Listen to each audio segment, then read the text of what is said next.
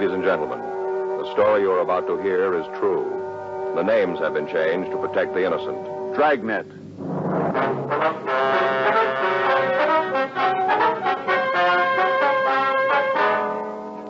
You're a detective sergeant. You're assigned to burglary detail. For the past several weeks, a gang has been breaking into neighborhood stores. Routine investigation fails to turn up any kind of a lead. Your job? Find one.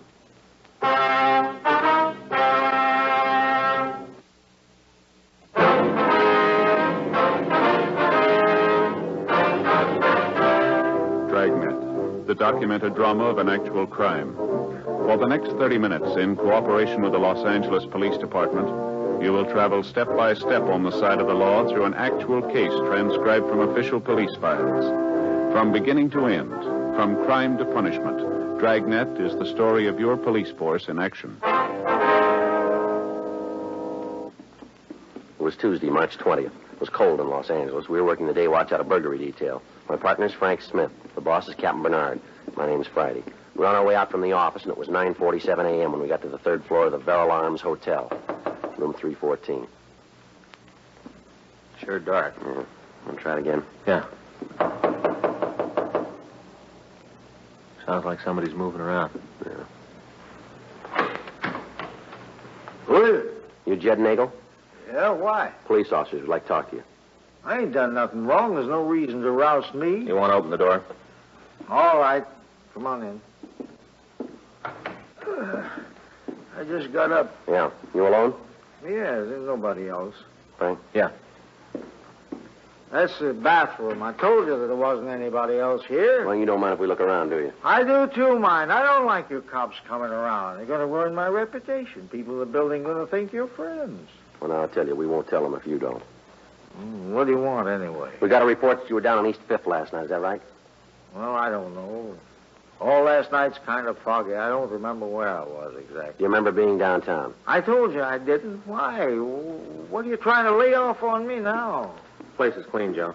Well, I told you it was. Now you want to fill me in on what this is all about? All right, we'd like to know what you were doing downtown last Well, night. how do I know? I had it rough last night. Anybody else along with you?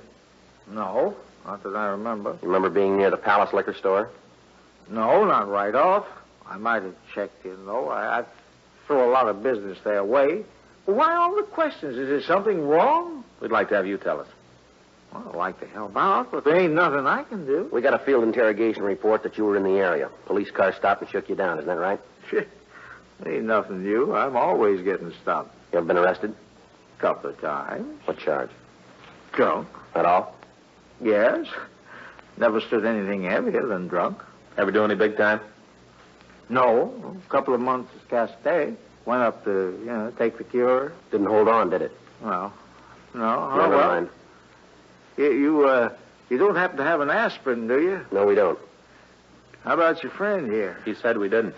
Oh, that's too bad. Sure could use one. Mind if I take a look in the bathroom? There might be something in there to take care of my head. Sure, go ahead. We checked your record before we came up here. Is that right? Yeah. Find out anything? Enough to know there's a warrant on you. For what? Seems you got two wives back in Texas. They're both looking for you. All right, now, come on. Get your clothes on. Yeah. Do you want to tell me what this is really about? What? They didn't send two plainclothes cops down here to take me in on a bigamy charge. What's the real pitch? There was a burglary last night. I wondered if you had anything to do with it. Burglary? That's right. Not me. I haven't got the guts to get into something like that. Mm-hmm. That's what caused all the trouble with my women. What's that? Oh, them all the time telling me I should get off the dime and do something. Morning, noon, and night. All the time running off at the mouth about how I was lazy. You can't expect a man to take much of that. Come on, get your clothes on. You gonna send me back to Texas? We don't know what's going to happen. We just have to take you in. Gee, I sure hope I don't go back. Woman's nothing but trouble, mister, nothing else. You remember it. Must not bother you much. Huh? You're married, two of them. Jed Nagel was taken to the main jail and held for the Texas authorities. A check of his actions on the previous night showed that he couldn't have committed the burglaries. 11:30 a.m. Frank and I checked by the office, and then we went over to the crime lab. Ray Pinker was just finishing up his investigation. Come on in, Joe. Right. How's it going, Ray? Yeah, just wrapping it up. You got anything for us? Same as you had on the last 3 jobs. Here, pictures are there. Take a look. Well, Oh, they're still a little damp. yeah. This is the entrance, huh? Yeah. You went through the wall from the barber shop into the bar. How'd they get in there? Barber shop? Yeah. Used a jimmy on the back window. Climbed in, went to work on the wall. Wonder why they didn't go right into the bar. Place is covered by an alarm system, Joe. Oh, mhm. Here. This is the box inside. Yeah. Guess they turned it off after they got into the place. You get any prints? No. Went over all the windows, safe, bar itself. Didn't turn up anything you can use. What about the men themselves? Can you give us anything on them? Must have been at least 2 of them. Might have been 3. How'd you come up with that? Footprints. Oh. They kicked up a lot of plaster when they went into the place. A lot of dust around. One of them wore a size 9 shoe, and the other one had a size 7.5 foot. Where'd you get the third man? A lot more of the smaller impressions. Either the little guy jumped around more, or else there was someone to help make the prints. Mm-hmm. Anything else, Ray? We got some good pictures of the jimmy marks in the barber shop. If you come up with a tool, we'll be able to match it for you. What about the safe, Ray? Punch job. No class there. Anything on it? Mm-mm. How much they take this time? Owner guesses at about 5,000, wasn't it, Frank? Yeah.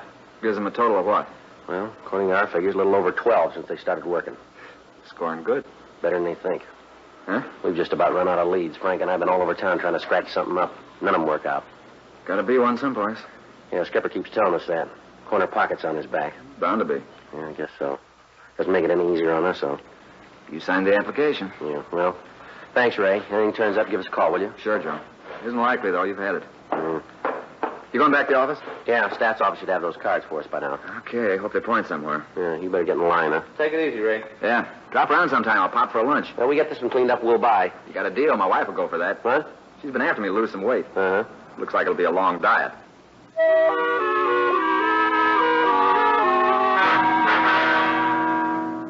Frank and I went back to City Hall and checked with the Stats office. In the runs they'd made, they came up with cards on 7 men who were known to have used the same method of operation in committing burglaries. We checked the list through R&I. 3 of the possibles were still serving sentences in San Quentin. 1 of them had died, and 2 were in eastern jails. The 7th, a Norris Pauly, had a record listing 4 arrests and 1 conviction. His address was given as 4622 50th Street. We left the office and went out to check on him. The register listed him as living in apartment 12. We walked upstairs. Should be on the left, huh? Yeah. Yeah, here it is. Let me try it again. Yeah. Just a minute.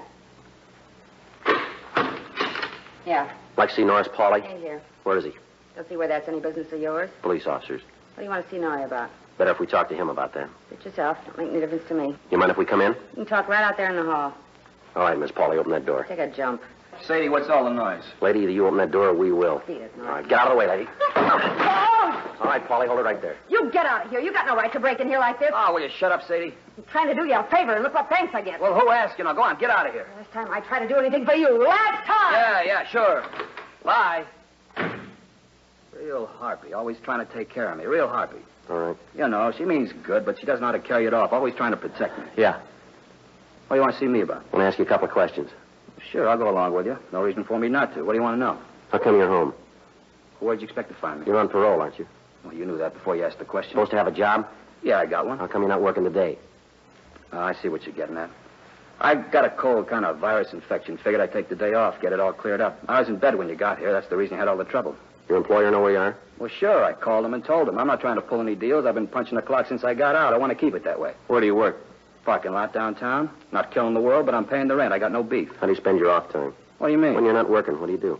Mostly sit around the house, watch the TV. You go out nights? No, not much. Maybe every couple of weeks, Sadie and me go down to the Mexican place on the corner, have dinner, taking a show. That's about it. You been out this week?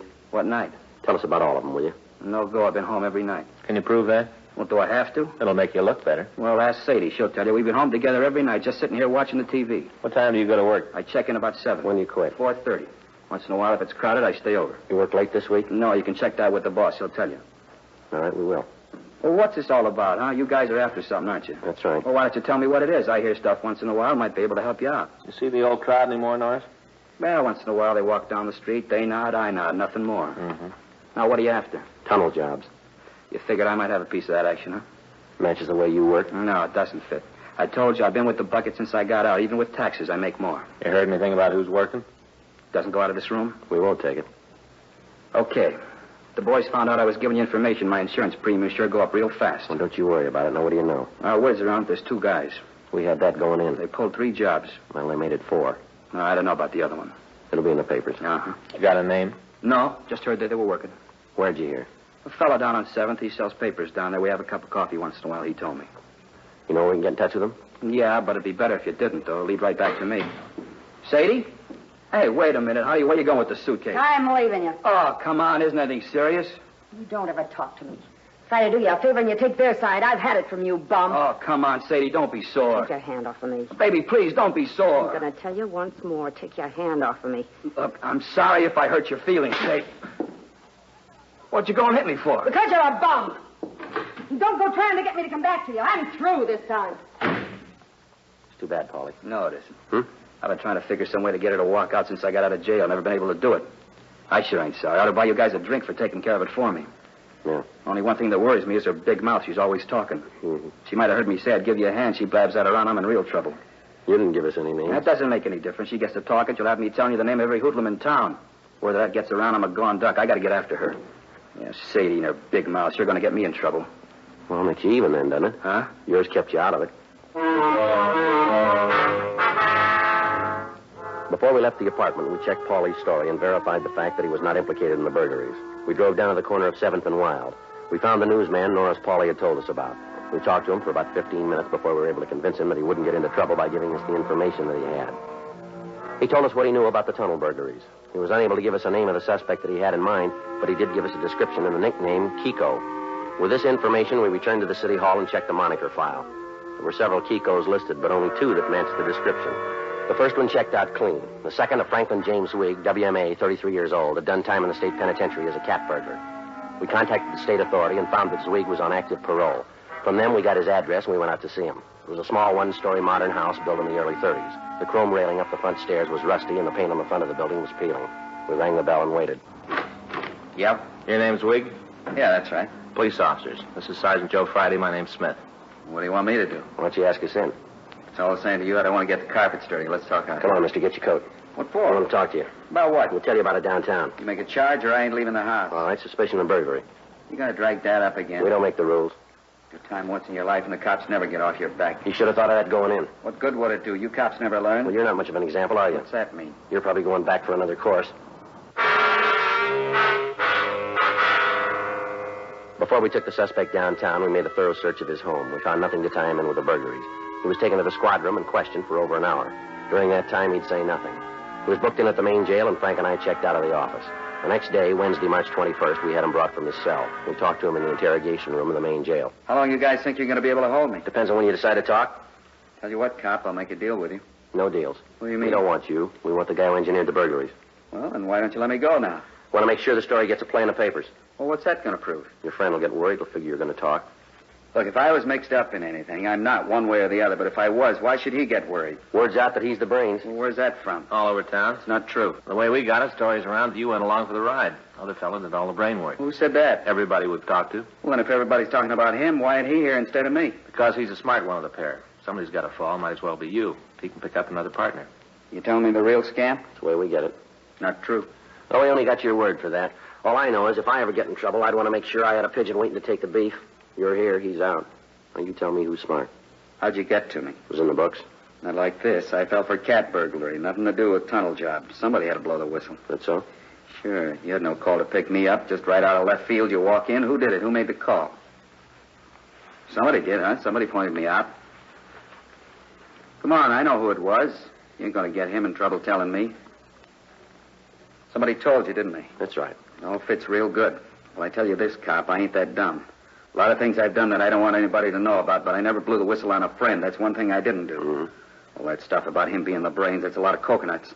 He can't get into a phone booth without help. I figured the whole deal. It was me who said we'd had it and ought to stop. He wanted to keep going. That's why I left. When was this? Night before last. After we got through, he was sore because there was only a little over $4,000 in the box. We heard there was around 10. Yeah. Said he wanted to make a big score before we quit. Said to go together on one more. Told me what he wanted to do. I wanted no part of it. The guy's off his rocker. I left. What's he got in mind, you know? Wants to tunnel into a bank.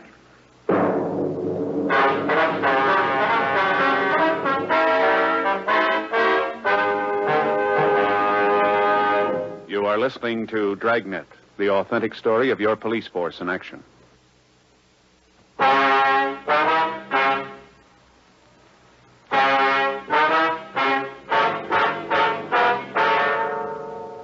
continued to talk to Franklin Zweig. From him, we got a complete description of the second suspect and the name Lester Kroll. We checked the name through R&I, and we came up with a record for him. Listed were several arrests for purse snatching and suspicion of assault. In spite of the arrest, Kroll hadn't served any time in jail. We showed the mug shot in the package to Zweig, and we got a positive identification. We asked the suspect in custody where Kroll lived. He gave us an address on South Figueroa, but when we checked there, we found that Kroll had left without giving a forwarding address. We talked to all of the people listed in his package as having known the suspect. None of them could or would tell us where the man was. We questioned Franklin Zweig further, but he was unable to tell us what bank Kroll had in mind. We contacted Vern Alm of the Bank of America, Frank Stumpf of the Security First National, and other special agents of Southern California banks. They, in turn, notified the branch managers to be on the lookout for evidence of Kroll working in their neighborhoods. Special M.O. bulletins were put out to all officers in the city, giving particulars on the methods the suspect was known to use. In addition to these, local broadcasts and APBs were gotten out on all suspects. For a week, the search dragged on. During that time, there were no further reports of attempted tunnelings and no sign of Lester Kroll. Friday, March 30th, 8:01 a.m. I checked into the office. Frank was waiting for me. Morning, old buddy. Hi, Frank. Beautiful day, huh? No, it's a little cold out. Yeah, but it doesn't make any difference to you, huh, old buddy? No, it doesn't. You feel any different? Hmm? You feel any different today than you did yesterday? Are you all right? Never felt better. How about you, old buddy? Yeah, I'm fine. Hey, just a minute. I know what's wrong. You do, huh? Yeah. You didn't think I'd forget, did you? Listen, I don't even know what you're talking about. Ah, come on, old buddy. Just a minute. I'll get it. Got it right over here, right up on the top shelf. I brought it in myself. Here you are, Joe. Wrapped it myself, too. Looks pretty good, huh?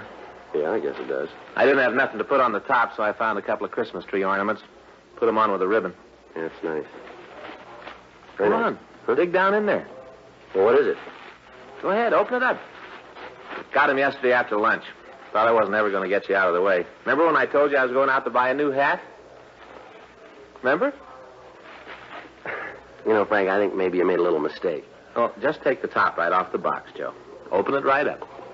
All right. There. What do you think? Well, they're very nice, Frank. Hey, you bet. Fleece line slippers. Got a pair myself. Greatest thing in the world, a cold morning. Keep your feet warm, Joe. Fleece is warm, you know. Yeah. I got a pair myself. Mm-hmm. See the card? There's a card there. Open it up. Go on, read it. Go ahead. Out loud? Sure. This is the day that comes once a year, the day your face does shine. A happy day for one and all, because today you're 9. Doesn't match too good, I guess. It's all I had at the shoe store. Happy birthday, Joe. You know, I just don't know what to say, Frank. Well, I know how you feel, old buddy. I understand you're all kind of choked up, huh? Mm-hmm. Yes, I am. This isn't my birthday, you know. How you choked up? Huh? This is not my birthday, Frank. Well, that's the 30th, isn't it? March 30th? Yeah. My birthday's August 30th. Now, wait a minute, buddy. It can't be. I got it right here in my little book. Wait a minute. See? See right here? March 30th, Joe's birthday. I wrote that myself. You know my handwriting. March 30th. Yeah, you got the date right, but it's not mine. You kidding me? Frank, I know my own birthday. Huh. It's funny. Must be somebody. Who do I know named Joe? I get it. Joe. Burglary Friday. Yes, March sir? 30th. That's right. Mm-hmm. March 30th? Where is that? I see. All right, sir. We'll be right out. Yes, sir, right away. Come on, old buddy. We got one to roll on. Huh? August 30th. Huh? I say we got to roll. Let's go. Barry over at the street department. I got a call this morning. Yeah? Looks like somebody's trying to dig a tunnel in the storm drain. Frank and I left the office and we drove over to the corner of Silver Lake Boulevard and McCollum Street. We met with Barry Falcon of the street department. He led us to a manhole in the middle of the intersection. He told us that there had been numerous complaints from citizens in the area that the cover on the outlet kept rattling. When the street department checked it, they found that the cushioning material around the metal plate had been removed. It was replaced, but the next day there were several more calls. When the neighbors were questioned, they told of a man who arrived in a pickup truck about 2:30 in the morning. He'd lift the cover and enter the storm drain. Before the daylight hours, he'd leave and he'd drive away. From the description they gave, it was possible that the repairman was from the street maintenance department, but a check of their records showed that no crews were working in that area. After talking with Falcon, Frank and I climbed down the ladder into the drain. We walked about 20 feet up the tunnel, and we found the reason that we'd been called. Barry tell you what's over us? Well, near as we can figure, it's the vault in the bank, isn't it? Sure isn't kidding. Take a look over here. Got all the equipment, lamps, a couple of drills. Yeah, but he's not going to be able to use them unless he ties into an electric line someplace. I probably figured he'd run into one. Mm-hmm. Hey, what's that over there in the corner? We'll take a look. Can you see it? Yeah, better leave it alone. What do you got? He's got it all figured. What do you mean? The bottle over there? Yeah. Looks like nitroglycerin. The people in the immediate vicinity were shown the mugshots of Lester Kroll, who was positively identified as the man who had worked in the storm drain. We asked about the truck, but none of the people could give us a good description of it. The employees in the bank were cautioned, and Frank and I arranged for a 24-hour surveillance to be set up on the storm drain outlet. 2 days passed without activity, and then on Monday, April 3rd, we waited in our car down the street from the intersection. 2:20 a.m. Another cup of coffee, Joe? Yeah, wouldn't be bad. Oh, it sure gets cold this time of the morning. Mm-hmm. Say, I finally figured it out. What do you mean? Who Joe was. What's that? Here. God, it's hot. Yeah, thank you. Joe. You know the name of my book, The Birthday? Oh, yeah. It's our mailman. Hmm? It's our mailman. It was his birthday. Oh. I got him one of those cards that says, "We're sorry we forgot." You know the kind. Mm-hmm. We gave him the card and a carton of cigarettes. Old Joe sure got a kick out of it. Yep. Sure gets cold this time of the morning. Take a look. Yeah, I see it. Parking there. You see his face? Not from here. Till he gets out.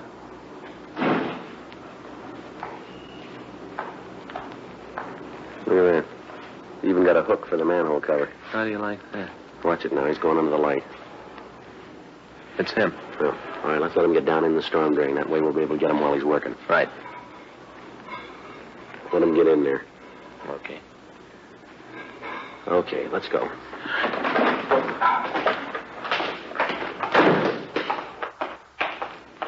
You want to give me a hand with the cover? Yeah. Here.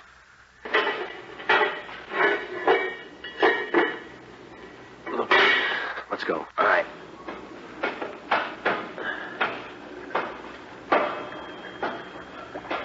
Okay.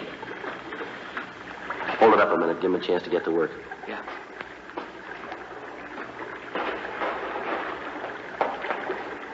All right.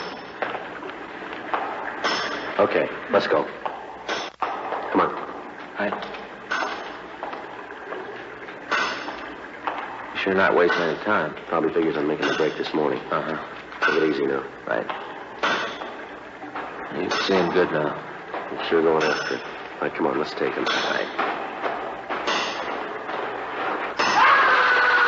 Come on.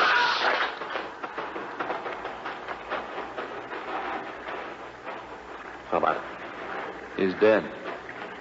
Look at that. See up there? He ran into one of the power lines into the bank. Yeah, he almost made it, Joe. A couple of more inches, he'd have gotten in. Yeah? He must have figured wrong someplace. Made a mistake somewhere. Yeah, when he bought that drill.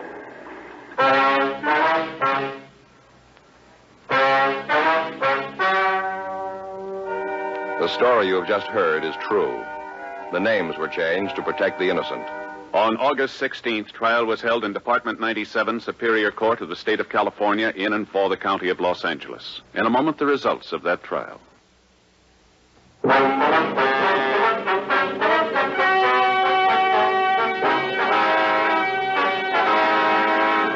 Franklin James Weig was tried and convicted of burglary in the second degree, 3 counts, and received sentence as prescribed by law. Burglary in the second degree is punishable by imprisonment for a period of not less than 1, nor more than 15 years in the state penitentiary. At a coroner's inquest, the death of Lester Bruce Kroll was found to be accidental, occurring while in the commission of a felony.